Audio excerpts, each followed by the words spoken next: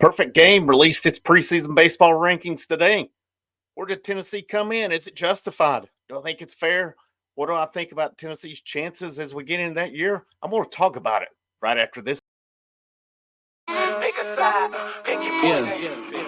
Pick a side, pick your poison. Giant to a maggot, big boss status. Ain't gon' lie, I really wish they would. I ain't do no front and get my money on the back end. Yesterday's price ain't today, now we taxing. Way out the field, ain't no way out for me. They always told me I'm the wave. It is Friday evening. My name's Frank Rock. Thanks for tuning in with me. This is the House of Orange Sports Channel. We'll talk a little baseball tonight. Perfect Game released its preseason rankings today. Where did Tennessee come in at? How do we feel about it? Where does it stack up against the SEC? A lot of questions, as this is the first poll that I've seen as we are just a little over a month out from that first game on February 16th against Texas Tech. Of course, they play in Arlington that weekend against Texas Tech, Oklahoma, and Baylor. So that's a good little start to the season. I'm going to pull up the rankings here in just a moment.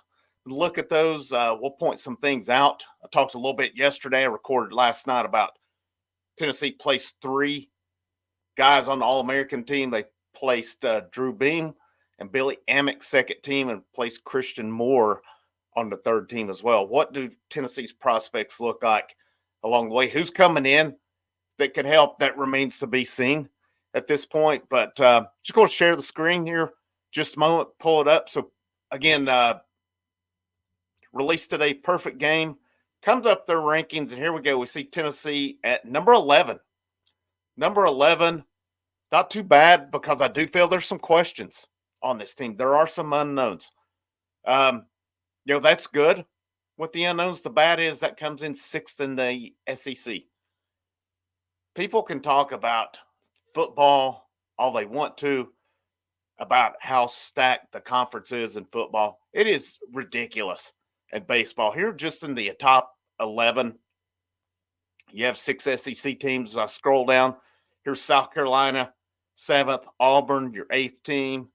Another team that stands out on this, because Tennessee does have a midweek game against them, is Kansas State at 20. They do play them in the I can't remember the exact date on it. I could pull it up here, but they play them in that month leading up to that first SEC series at Alabama. And of course, it was announced back in November that Alabama and Vanderbilt will be Tennessee's 2 traditional series every year moving forward. And I think that's probably going to reflect in football as well. Probably will carry over to basketball, I would imagine, as well. But again, here you have it. Tennessee is 11. One thing that stood out, and I don't think I got into it as much yesterday. So Perfect Game released our All-American teams in our player year. And the one that stung, sitting up here at number 1, they are all about Wake Forest. They had Wake Forest with preseason player of the year, and they have them with the preseason pitcher of the year, a guy who's familiar to us all in Chase Burns. That one to me still stings to see him at Wake Forest. I just don't know what. It just seems like that was so preventable. Seems so preventable to me that Chase Burns should still be there. But I'm also curious to see how Chase Burns does as a every weekend starter. Again, he struggled last year in the rotation. That's why he was removed from it. He was awesome out of the bullpen. Was he perfect out of the pen? No. The game, I went up and watched him play 2 games at South Carolina. And the first game I saw against him, that's when Chase Doolander threw a gem. Burns come in to relieve him at South Carolina, lit him up. And then there was the Clemson game where he was okay in that game, but he did give up some runs as well after Zane Denton put him ahead. It did allow Clemson to tie that game up. But talking about it again, Tennessee's 11th. And where are they coming in? They have 3 preseason All-Americans.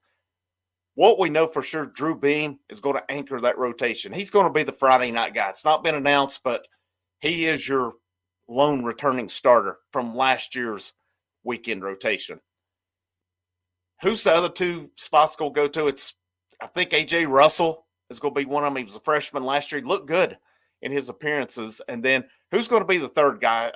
seen it speculated possibly Wyatt Evans, who missed last year, lefty who threw some out of the pen 2 years ago and looked good. Then does he possibly take over that rotation? Is it somebody coming in? Do they look at a Xander Sechrist, possibly, who's been a midweek starter a lot? I think there are questions with that pitching staff. It's hard for me to right now to say this pitching staff can be better or it may be worse because we don't know a lot about it. We really had the same scenario 2 years ago when you had Chad Dallas, you had Will Heflin, and you had Blade Tidwell. Well, you had Tidwell coming back. We knew that, but then he sustained an injury. But then you had Chase Burns. You had Chase Dolander coming from Georgia Southern, which there was kind of an unknown about him as well. And then Drew Beam was really a guy not mentioned a whole lot who just took over that Sunday spot, and he maintained it pretty much most of the year. And that rotation ended up being better. That pitching staff ended up being better as, so who's to say? I think there is a lot of room for improvement this year. I really felt that starting staff last year, I don't know, when they had to make that change, they moved Burns to the pen, which I think ultimately led to him leaving. I think it was over with that point. But I still got to give credit to Chase Burns. I don't have any hate for him. He's got to do what he's going to do. And he pitched his ass off for Tennessee. There was no lack of emotion. He did not pack it in. He went to that bullpen. He may have complained about behind the scenes and stuff, but when he stepped on that mound, he brought hell with him. And I can't hate on the guy. I just can't.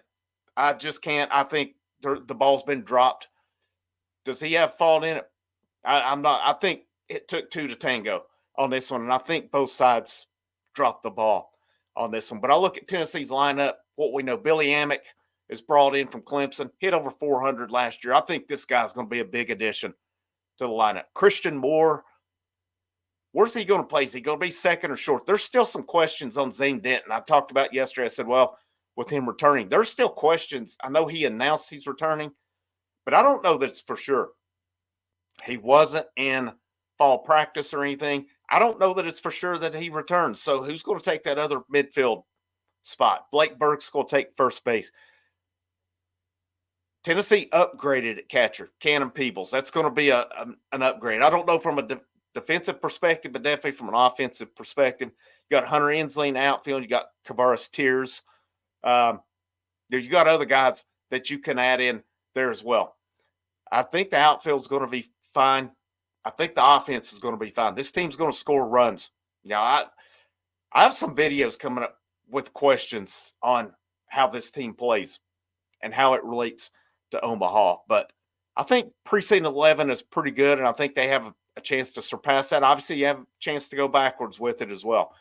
Playing in such a conference like they do with, I know you got LSU coming to Knoxville. They got to go to Vanderbilt. They got to go to Florida. They don't have Arkansas on the schedule, who was preseason 2 this year. They don't have Texas A&M, who was ranked ahead of them either. But there are going to be some tough series. That every weekend is tough in the SEC in baseball. There's not a gimmick. They found that out last year. He thought Missouri was going to be bottom of the conference. Went out and got swept at Missouri. You cannot take a weekend off in the Southeastern Conference.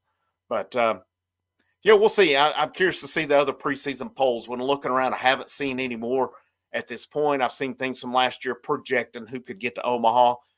There are outlets out there that think Tennessee can get to Omaha as well. But, like always, it'll be a tough road for them. The good thing is when you play an SEC schedule, when you get to those regionals, super regionals, is it kind of a step back because you've played such a tough schedule in that SEC? I don't know. I think it's something remains to be seen because they went to Clemson, who was ranked 4 last year, and they had to come back. It took some heroics in that game, but otherwise they went through that region.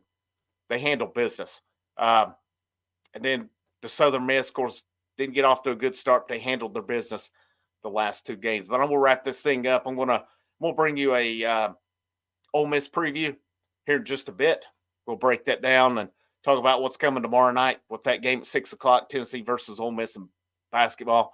Like I said earlier, baseball's just a month away, just a little over a month away. My goal with this outlet, with this House of Orange channel, It's to provide the top baseball coverage out there. I know your 24/7s, VolQuest, Rocky Top Insiders, they have guys that are going to cover it. They have those inside connections. I don't have that, but I can assure you, I'm going to bring a lot of stuff, a lot of videos breaking this down, and hopefully it'll lead to some live streams talking about baseball, especially when they start next month. Hopefully we can get a little bit of following that. I don't see anybody else covering it.